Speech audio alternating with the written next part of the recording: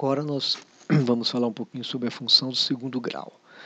Na verdade, eu vou partir de um problema aqui que caiu na Universidade Federal de São Carlos, que fala o seguinte: uma bola ao ser chutada num tiro de meta por um goleiro, numa partida de futebol, teve sua trajetória descrita por essa equação aí, né? Veja que a altura depende de t, então aqui eu tenho menos 2t ao quadrado mais 8t, t maior ou igual que zero, t é o tempo medido em segundo e h é a altura medida em metros. E aí ele faz duas perguntas, que é o instante que a bola retornará ao solo e a altura atingida pela bola. Então veja que essa função aqui, o que caracteriza? Ela tem um termo aqui, que no caso é o t ao quadrado. Então esse tipo de função, com essa cara, é a função do segundo grau.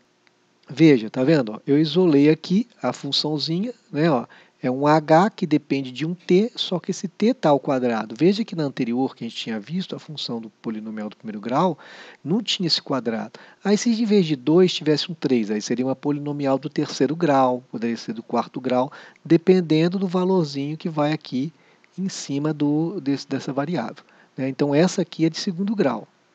Então, a definição da função do segundo grau é uma função que tem essa cara, ó, ax ao quadrado mais bx mais c, y igual a isso, com a, b e c números reais, o a aqui tem que ser diferente de zero, lógico, porque se ele não for diferente de zero, esse cara aqui some, né, porque aí ficaria sem esse cara aqui, e ela é chamada função polinomial de segundo grau, função quadrática.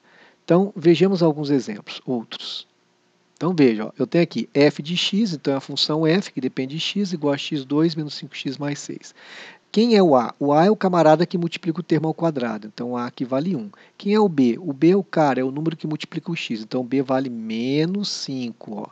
E o c? O c é o termo independente, que não tem x, então ele vale 6. Olha o segundo exemplo, y igual a menos 2x ao quadrado mais 7x. Quem é o a? O a vale menos 2, o b igual a 7 e o c igual a 0.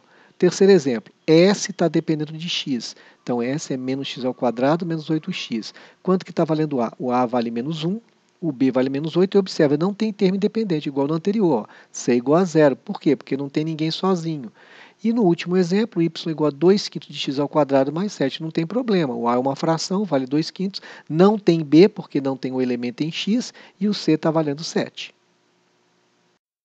Então, veja, o que a gente tem que observar na hora que vai olhar a função do segundo grau, a princípio ela estando organizada nessa ordem, primeiro o termo ao quadrado, segundo o termo em x, o termo de primeiro grau, e depois o termo dependente, colocando nessa ordem. Então é importante colocar na ordem para não se perder, senão você vai errar quem é o A, quem é o B, quem é o C.